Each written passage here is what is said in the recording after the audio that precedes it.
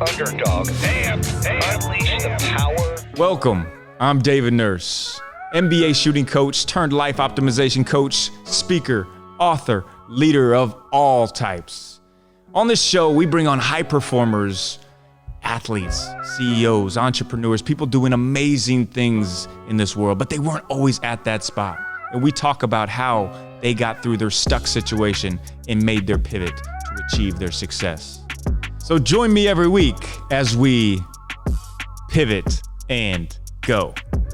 I'm dreaming vivid, so I'm living my goals. Written to existence, you know I'm doing the most. I'm steady winning, having breakfast for dinner, cause I'm always giving a toast. I live that 1% of lifestyle, didn't you know? Doing what I can just to get in the zone. Incremental change will help you get in the flow. But if you hit the wall, gotta pivot and go. Switch your perspective and go for the goal. That ain't the end of the road, just pivot and go. Just pivot and go. Welcome back to the Pivot and Go podcast. This week on the show, we have a true underdog himself, someone who has built himself up from absolutely nothing, literally coming from the trailer parks with nothing given to him to now being on his way to $1 billion company. He's grown 3 companies, multi-millions. He is the epitome of there is no elevator in life, only steps. Ladies and gentlemen, Jayson Waller. Jayson is an extremely driven, as you will see, passionate about just life in general and how he built his companies and how he continues to grow and how he's a constant learner. And we're going to go in depth about all the obstacles that was thrown his way, the times that he felt stuck in his life, and now how he has pivoted out to reach his success. And he's not stopping there. He is on a mission to serve and to reach millions of lives. The underdog, the true underdog, Jayson Waller. Buckle up. Here we go. Pivot and go. Jayson Waller, welcome to the Pivot and Go podcast. Coming to us from the land of the free in Florida. How are you doing, man? I'm doing great, man. It's good to hear from you, David. I'm excited to be on this show. I love your energy. Love it. Yeah. And we're going to bring it today. The true underdog himself, Jayson Waller. So, Jayson, start us off with a bang. Something that maybe not necessarily everybody knows about you. You're a business tycoon. You're on TV shows, magazines, huge podcasts. But what's something a little bit different? I used to be a huge gamer, and secretly I still play Madden here and there, addicted to it. But I used to play like Navy SEAL SOCOM 2 and Call of Duty back in the day. And sometimes I'll jump on there with Fortnite with my son. But I love to game still. I met some of my best friends gaming. True story. So that's amazing. I think gaming's cool, yeah. Yeah, you never know where you meet your best friends. And let me just take a stab at this. Were you playing with Barry Sanders and the late 90 Lions when you were playing the Madden game? Yeah, I was. Him, Herman Moore, Johnny Morton, Scott Mitchell, who couldn't throw the ball to save his life, but I still thought the team was solid. But yeah, that's them. You'll never meet a bigger Lions fan than Jayson, which is interesting. But before we get to the biggest life pivot, let's go into that. Because Barry Sanders was your idol growing up. Like, you loved that dude, worshipped him, right? Yes. And yes, now he was my favorite. And now he comes to you for advice. He looks to you. How cool is that? Just talk on how just surreal that is, man. Well, being the biggest Barry fan, the first time I ever watched football was I watched the 1989 NFL draft. And Troy Aikman was drafted first. Do you remember who was drafted second before Barry? I have no idea. None. Tony Mandrich to the Packers. There you go. Right. Then it went Barry Sanders. So God forbid if Barry would have went to Green Bay, my life would have been completely different, I promise. But Barry went to the Lions, and it worked out the way it was supposed to. And I was the biggest fan. I never missed a game. In fact, from right now, from 1990 to now, that's another thing about me. I either watch the game live or I go to it. I haven't missed a game. I've missed funerals, birthday parties, company events, because I don't miss a Lions game. I'm that diehard. And to meet Barry Sanders when I did Solar at Ford Field, and then to bring him on as an ambassador for us and do a commercial, like a commercial for Power Home at my company with Barry Sanders, and then to have him at the Christmas parties interacting with the employees and my father, who's also a huge Barry Sanders fan. It was epic. I still pinch myself. It's amazing. Me and my business partner, Kevin, we laugh. I remember when Barry signed the contract with us to be our ambassador for a year. He's like, you got Barry's signature for him to talk about Power Home for a year. I'm like, dude, that's how surreal is that happens? I mean, the biggest fan, you do solar. And then he asked me, like, what would you do for this? And we're friends. And then his son plays with mine. He's intrigued by my business sense. And I'm intrigued and impressed by how he's carried himself as a human being and a father and really found an identity outside of football, because a lot of people don't. And so, we get to interact, and it's just cool that he was number 20 out there, dishing and dashing and swerving and scoring touchdowns in Honolulu Blue, But Honolulu Blue. But it's the coolest thing is when you have this person that you look up to, and not only do they become your friend, but they look up to you. And it's a true, just testament to the person that you are and the mission that you have been on. Like, you did not come from much. You weren't just given all this great life that you have. And we'll get into it more and more as we get to your companies and 3 multi-million-dollar companies on the way to $1 billion. Like, that's incredible. But talk to us on the Pivot and Go podcast about your biggest life pivot. When was a time that you just felt, man, I'm just stuck, I don't know how to get out, and you made that pivot, and now you are on the trajectory to success like you are? I would say I had a few. But one of the first ones was having my oldest daughter when I was 18 years old. Oh. And my wife, we're married, we're high school sweethearts. She was 17.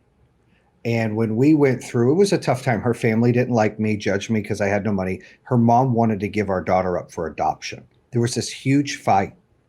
And she was my girlfriend at the time, but we were broken up. We couldn't get along because of family. And that's what happens. When you're young like that, that's what happens. And so she was pregnant. She was at the hospital, and I had a decent job. I was doing some sales at this bank, and I was doing okay, but I wasn't super motivated. And I was a real good salesperson, but I didn't know what I wanted to do with my life. And I knew that she was pregnant, but it wasn't surreal. And so when I went there, we weren't together, but she moved in with her mom, and her mom's like, you're going to give this baby up for adoption. You're too young. And she was arguing with her, but yet she's there. I'm like, I have rights too. So I showed up to the hospital. This is the beginning of my book, by the way. And I show up with my buddy Benji, and I go into the hospital. I see her mom and her sister run back into the hospital. And I walk in there and I go, hey, I'm here to see Elizabeth, Stalvey, she's having my baby. I want to see her. I'm 18. The lady at the desk goes, oh, we don't have an Elizabeth Stalvey. I said, no, you do. I just saw her mom and sister. She's getting induced today. I want to see my daughter born. She said, sir, they're under an alias name. They don't want you here. I'll tell you what you can do, though. You can go up there, because I had a camera, like a Polaroid. You can go up there and take pictures of the babies. There won't be names on there, but you can take pictures of the babies and see which one's yours. So I went up there. I'm 18 years old. I'm crying, not knowing which kid is mine, taking pictures. When I came down the elevator, things pivoted for me. I said, you know what? I'm going to get my life together right now, and I'm going to make them be the best father I can be. I'm going to grind and bust my ass like nobody's ever done before. And I don't know what her mom's going to convince her of, but I'm going to stop all of that. So I got in the car and I went over to a finance company and got a loan on my car was a piece of crap, got $1,000 loan, went and saw an attorney and gave a deposit to sue for joint custody. Now, the ironic part of the story, and I don't mind sharing it because, listen, whatever people do, you live with. You gotta live with it. So I don't mind talking about it. Nice. This is how this works. Is her mom and her sister left her, and she had the baby on her own that night. And then her grandma came and got her because she wouldn't give the baby up for adoption, and she moved in with her grandma. And that's her story to tell. She's had some. But my version of that is that was taken from me, and I didn't get to see Hannah till she was 6 days old. Elizabeth brought her to me at work. But that was a pivot moment there where it was like, it's enough of the child's play. I've got to be a man. I've got to lead the charge. I've got to step up and change my life right now.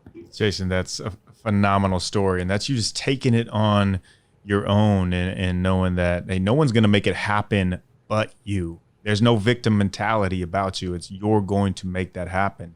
And make it happen. It's creating your own map, right? Yes, like people can't dictate you can't have your kid, or you can't get that job, or you can't try out for that team. You write your own map. God gives us the abilities to have our choices of what we want to do.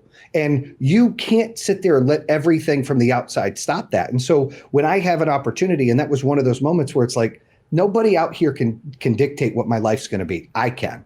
And that is kind of the mentality. That was where it really started. I mean, there were other things that led to that, but at that moment was a huge, like, I turned the dial in and said, I've had enough. Like, I'm taking control of this, and this is how this is going to go.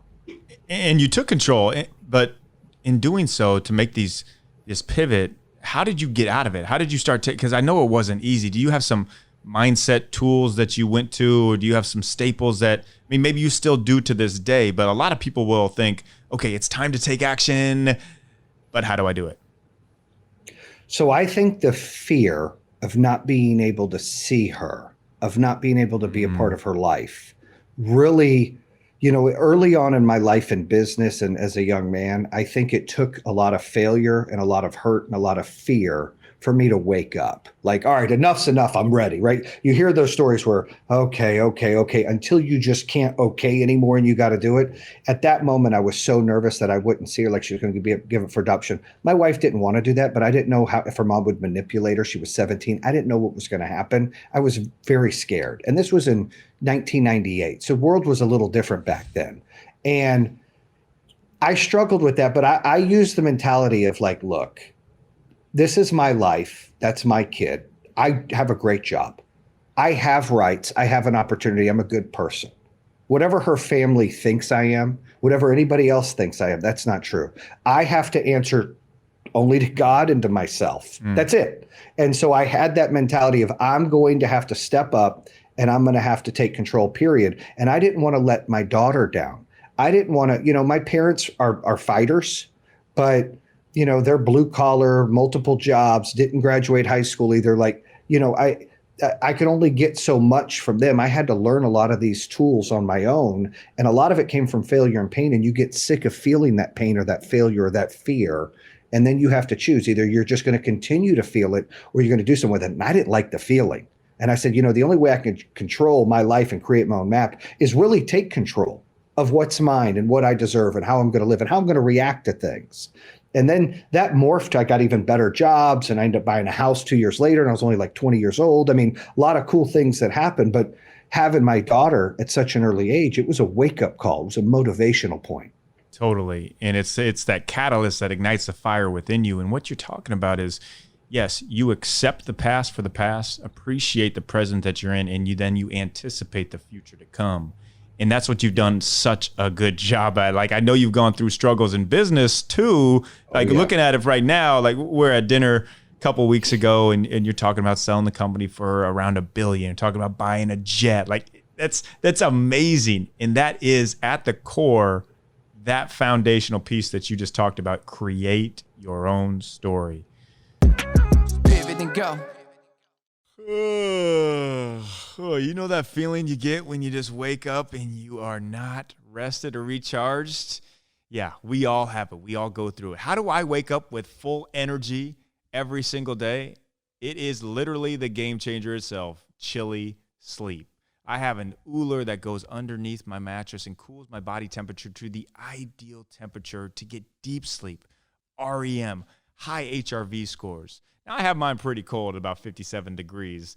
The optimal level is between 57 and 65 degrees. I have a weighted blanket, which cools my body, and I'm just sleeping in restorative sleep. So when I wake up in the morning, no matter how many hours I get, I am juiced up and ready to go. And lucky for you, you can wake up the same way. The people at Chili Sleep are giving you a discount, giving you a code. So go to chilitechnology.com/pages/David Nurse to get your special discount pricing there. Remember, that is chilitechnology.com/pages/David Nurse, or just click the link below and it'll take you right there. It's sleep like a polar bear tonight. You can get the best night's sleep of your life. Chili Sleep. Pivot and go. So talk to us about how did you manage through starting your own business? Like, how did you start, but how did you continue to go when, I'm sure there was failures along the way. Oh yeah. Well, I feel like I'm a great salesperson. I think if you're passionate about things, and if I If I really love water, I can sell you water. But if I don't like water, I can't sell you water. That's my true believing, right? If you're passionate and you believe in something, you can sell it to anybody because then they're like, man, you really like that. I want to like that. That's what happens. And, there were certain times at different jobs I had. I had a podcast called, my 25 jobs before I opened my business. I opened my first business at 24. I had 25 jobs before I did that. I mean, I was like, I can't do this. I can't do this. But I had a lot of really good jobs that gave me tools. And I wanted to be I opened my own business not to be rich because I had a really good job. And when I first opened up my first company, home security business, I didn't get paid for almost a year in that job. I still worked at Verizon Wireless, AKA Bell Atlantic, selling BlackBerries and PDAs to businesses. I was in the business side of sales of that. I was doing that during the day and trying to build an alarm company at night.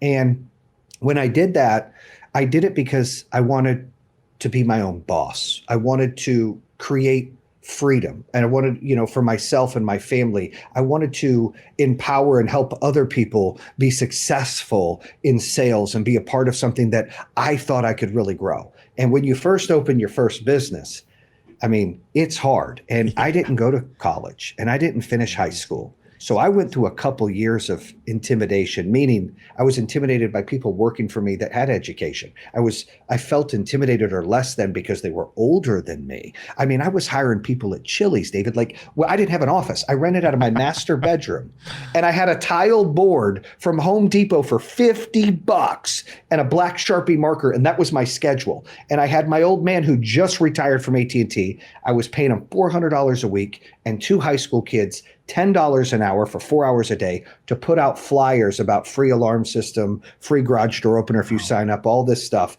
And I would get these calls in the afternoon and I would come see them and I'd sign them up. And I just built it, one step at a time. And I think that had I not had another job, right? Had I not been comfortable, because a lot of people open a business and then, where they fail is they pay themselves first. You can't. You got to pay yourself dead last. You got to pay your people. You got to pay your vendors. You got to reinvest to build worth in that and foundation in that company. Then if there's anything left, you can take a little bit. I always tell new entrepreneurs, you're going to be the brokest person in the company for a hot minute. Don't open a business to get rich. That's not what this is about. There's several entrepreneurs out there. They're not rich, but they're successful because they're happy. They're empowering people. They love what they do. And I was learning that I ain't making no money. I can't pay myself. So I had a job. And that benefited me to where I didn't have that stress to make those decisions of I have to get paid this week and pay my mortgage. And so it allowed me to really set that mindset to reinvest. And slowly the company started growing to where I finally got an office. I could hire people in an office. I still was intimidated. And I remember a sales meeting that I've always been somewhat motivational. I played sports in high school when I went to high school, and I wrestled in middle school, and I played football. And I've always been like a natural outgoing leader, let's go, let's rally the troops. That's just been my personality. So I would struggle with older people, 10, 15 years older than me and all this education. How do I really rally them? I would get intimidated. And I remember doing a sales meeting to where all these folks work for me. There's 12 sales reps and we're in our office.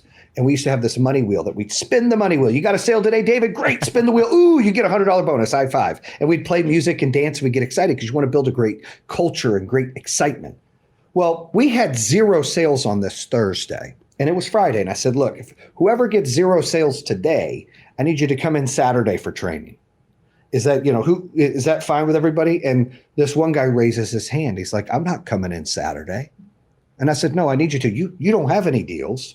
I need you to come in Saturday if you don't write a deal today. I'm not coming in Saturday. And something happened to me, kind of like what happened when Hannah was born. I just had enough. I said, listen, get your shit, get the fuck out of my office.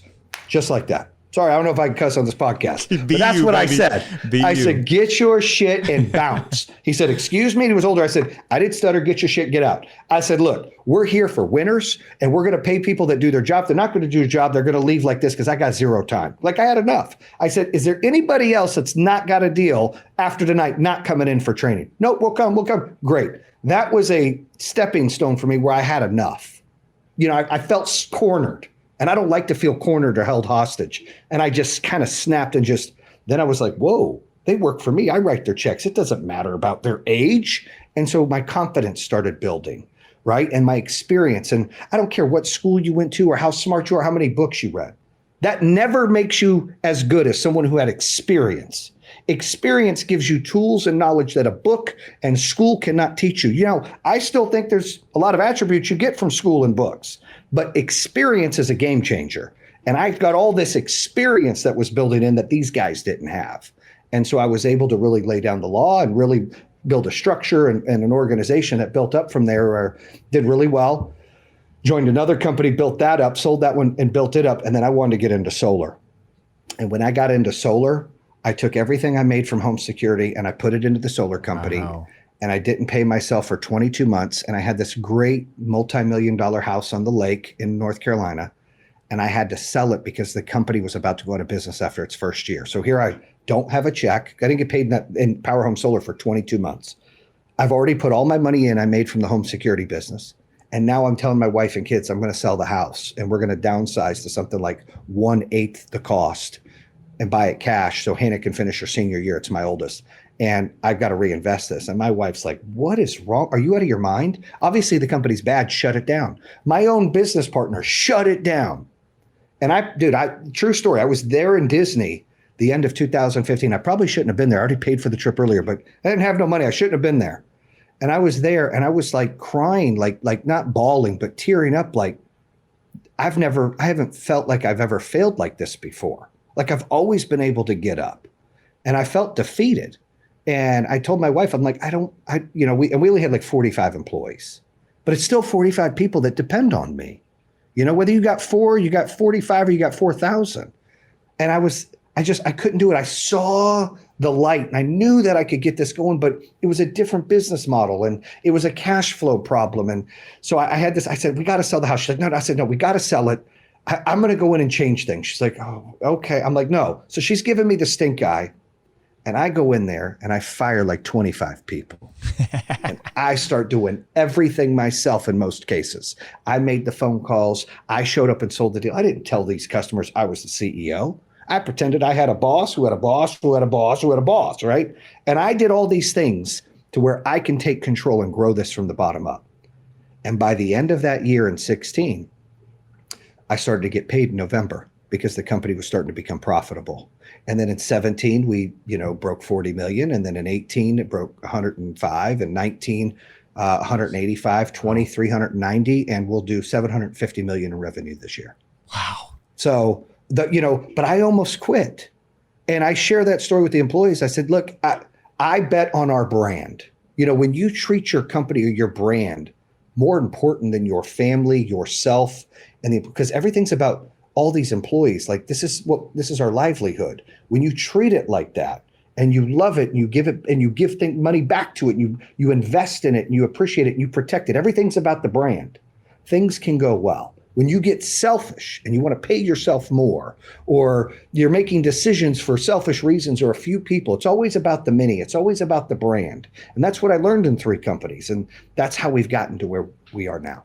Jayson, there's so much gold in there. Your passion is just super infectious. And you hit on a point that you said you almost gave up. Most people will give up. You did not allow yourself to give up. And you have one of the skill sets that I think is the most powerful skill set for almost anybody to have. It's when you don't have a fallback plan, the only way out is through. Like you couldn't have just gone home to your parents and had this comfy life if you failed. Like failure is not an option. And when you have no fallback, you go all in. That is one of the most important skill sets anybody can have. And that is the true epitome of an underdog. I love that. I mean, when you don't have a plan B, right? Exactly. What else? This is it. This is the plan. And I don't like to ever have a plan B. And I don't like to schedule and plan my goals more than 6 months out.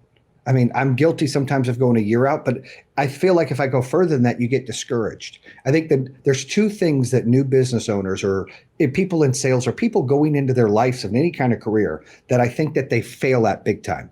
Is that if they don't get instant gratification in their goals because they've set crazy dream goals that take 2, 3, 5 years to attain, and they don't get those little goals, they feel defeated, they quit early. And the other thing is they're scared to pivot and change while they're creating their own map. It's okay to change course, but make a decision. Yes. The problem is too many people are like, I don't know if I should do this or do that. Well, if I do this and now, man, I should have done that. When you make a decision and you're worried about what you didn't do, you already lost.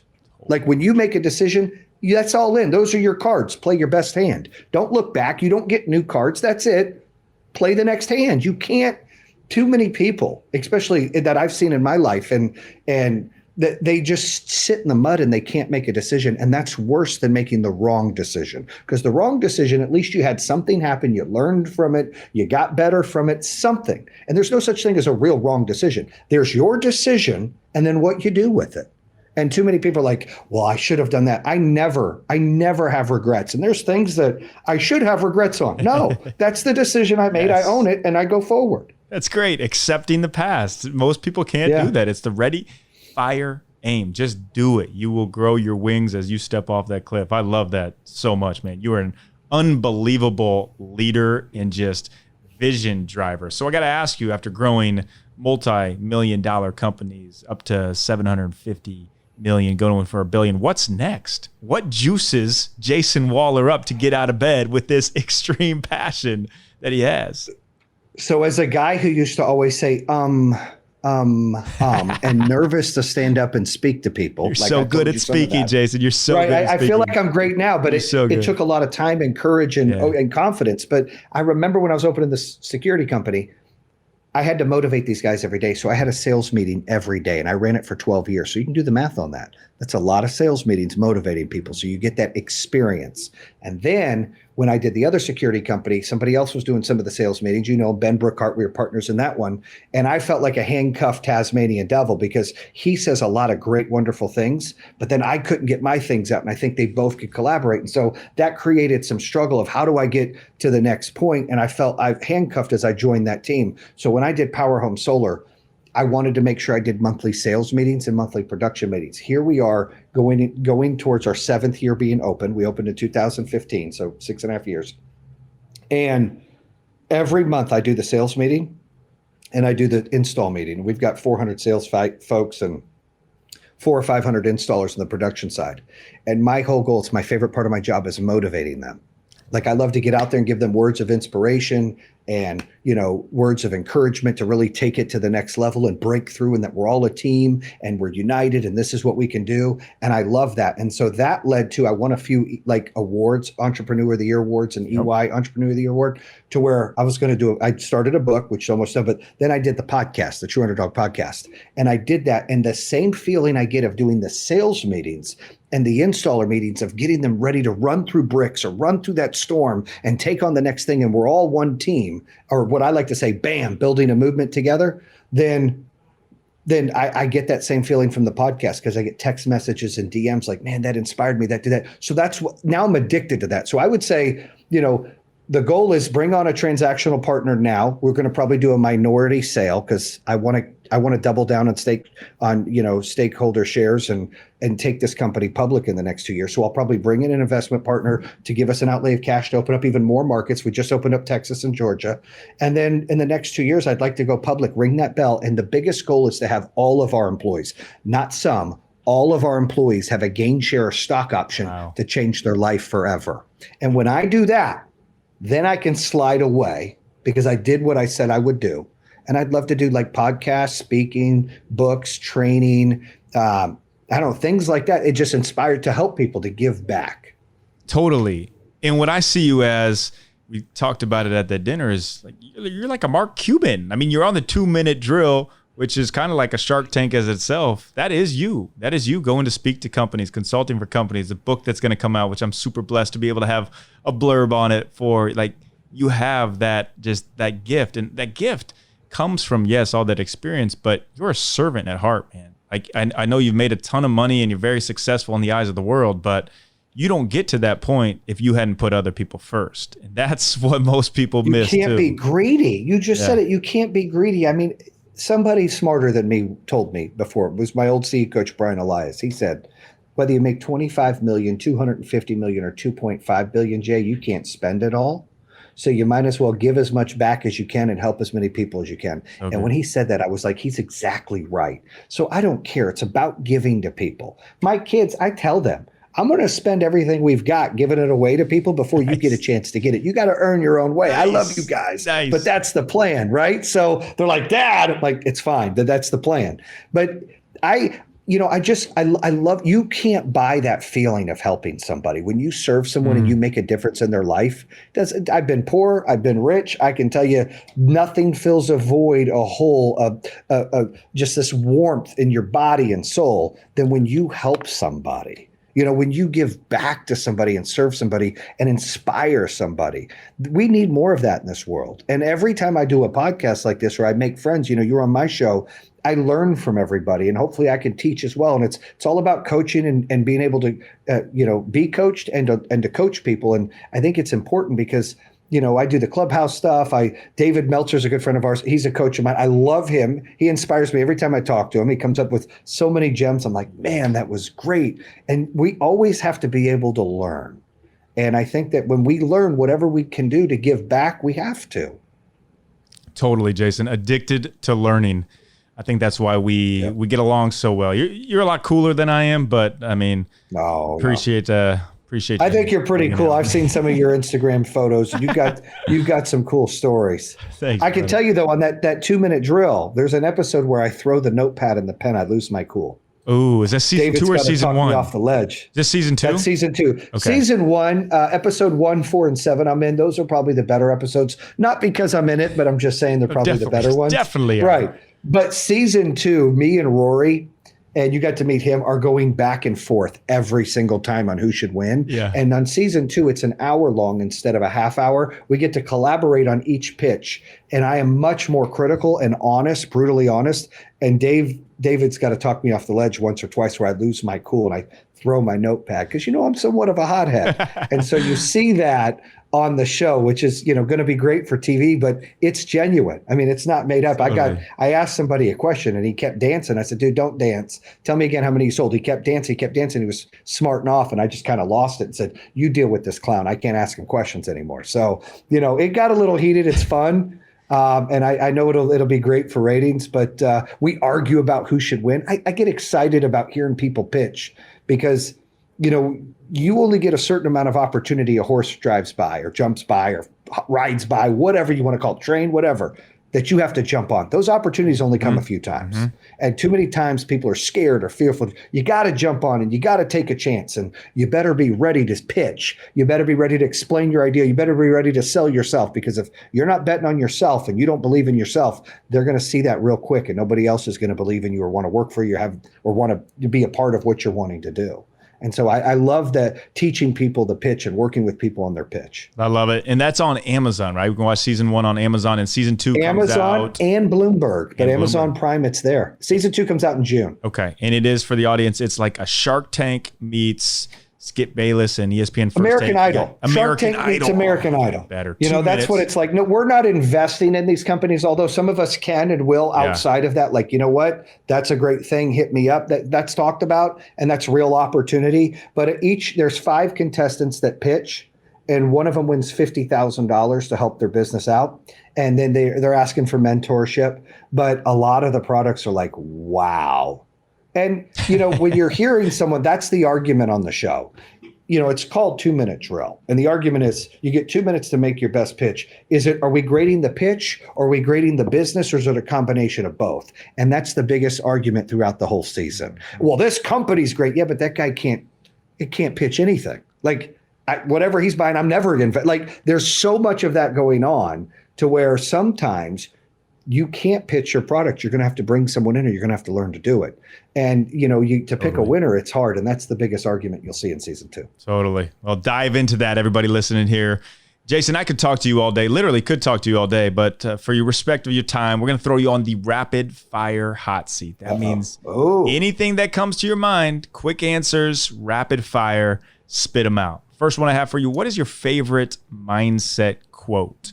Maybe something you've had on your fridge or on your bathroom mirror. just a mantra. Scared money don't make money. You can't be scared to bet on yourself. That's one of my favorite lines. Something I truly believe in every time. Too many people are scared to bet on themselves. I explained to you when I sold my house and I did everything. And I bet on myself on 2 of the 3 companies. I put everything in on it. And if you can't do that and your employees can't see that, you're done. So scared money don't make money. Love it. I changed my mind. You're not Mark Cuban, you're Elon Musk, where you're betting on yourself in every new venture. There it is. The mixture of Cuban and Musk. A conversation with either one of those guys, I'm honored. Thank you. For sure, man. Definitely right up there. Okay, what does leaving a legacy mean to you? Not necessarily what the world says or what would be said on a billboard, but what does leaving a legacy mean to you, Jayson?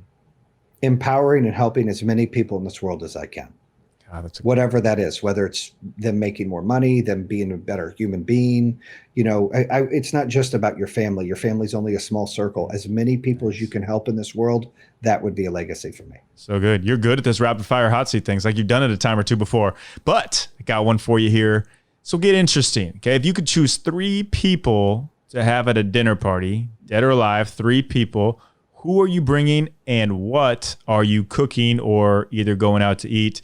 You can't choose Edwin, Meltzer, and me and go into Mastro's to eat the butter cake. That happened. Can't choose that one. That butter cake was bomb. I would say Billy the Kid. I'm a huge Billy the Kid fan. I know that's odd. I love Billy the Kid, and I always have. I would say Abraham Lincoln. Good one. And I would say Vince Lombardi. Wow. And I would bring barbecue ribs and baked beans. Nice. And Barry Sanders. Good choice for those guys. That is a great choice for those guys. Yeah, I know Abe Lincoln would be a big ribs guy, no doubt. No Barry Sanders in there, though. Well, I've already got to hang out with Barry Sanders and do dinner with him 3 times. Okay. So it would be people that I haven't really done dinner with. I picked, and like and you said dead or alive. I mean, if they were alive, it might be a little different. But those 3, I think, are big time. You know, Vince is such a inspiration and a hard ass, and I love that. You know, Billy the Kid, I've just always been infatuated with his story. You know, Young Guns 1 and 2, and anything about him, I've just like, man, that was because he's got a bad rap, and my belief and stuff that I've paid attention to in movies and stuff I've read about him, he's not really a bad person, but they painted him bad. Yeah. But he took on the world. He was an underdog. Like, you know, he's 16 years old and had to defend himself many times. And then Abraham Lincoln. I mean, to me, he's, you know, he changed everything, and you know, he's self-made to be a president. I mean, I just love that. Man, a lot of total underdogs right there. The true underdog, Jayson Waller. How can we all follow you, support you, just basically stalk everything that is you? Stalk me. Well, you can go to powerhome.com if you're looking for a great career in solar, or you want to get a quote for solar. You can go to trueunderdog.com for the podcast. It's on iHeart, Spotify, Apple, all of those. And then you go to jasonwaller.com just to check me out, what I'm doing. Instagram's Jayson Waller Bam, and Facebook's Jayson Waller. Love it, Jayson. And the last question I have before we let you off this Pivot and Go podcast that we ask everybody is if you could give one piece of advice, one drop the mic piece of advice to someone who feels stuck in the situation that they're currently in, what would that piece of advice be? Make a decision. If you don't like what you're doing, quit. Because the world is big enough for you to find something else, and life is too short for you to waste any seconds, days, minutes, hours, months, or weeks on anybody or anything you don't enjoy. You don't get time back. You can make all the money and lose all the money up and down as many times as you want, but you never get that time back. And I think that people are so scared to change their map. You create this map. You dictate your life. I think the best advice I give, if you're unhappy in your situation, whether it be a relationship, a job, where you're living, change it. Quit making excuses. Don't make it one day. Make it day one and do it now. Oh, don't make it one day. Make it day one. There's a drop the mic. Bam! Oh, you like that? Now, well, too many people are like, one day I'm going to open this business. Bullshit. Today, good. Open the business. How do we do it? Now everybody can pivot and go. Jayson Waller, you are a amazing human being doing amazing things, man. I'm very blessed to have you on this podcast, and I know the audience is as well. Everybody, you know where to go to find Jayson. If you took anything from this, which there was so much gold, I'm going to have to go back and listen to this one multiple times. Reach out, tell Jayson, thank him, social media, all that good stuff. Jayson, I appreciate you, man, and we will be seeing you soon. Appreciate it. Thank you, man. Bam!